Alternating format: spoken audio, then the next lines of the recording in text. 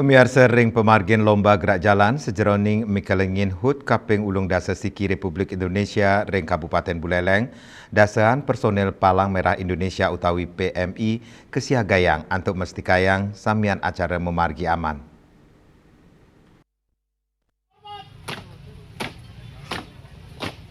Penyatusan pemilat sani ngemeletin lomba gerak jalan pindah ke acara Sani Raja Kemargiang sejeroning Mikelengin Hut Kaping Ulung Dasa Siki RI ring Kabupaten Buleleng. Antuk doh kutus kilometer par pemilat gegiras pisan sejeroning muputang lomba ring tengahin sasi panas. Sejeroning ngenampenin pekobat kesehatan wiadin kahanan darurat PMI Kabupaten Buleleng nedunang dasan personel sani kesiagayang ring sawetara gena selantang margi lomba.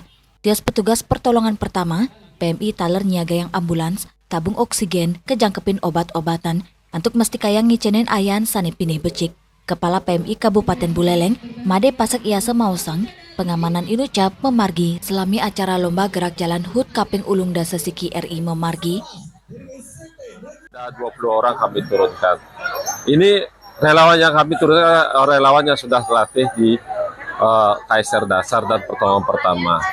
Jadi dengan SDM seperti itu dan juga Sapras ya, sarana prasarana dengan ambulan, kami siapkan ambulan 4 ambulan yang siap nanti untuk mendukung kegiatan HUT RI ini.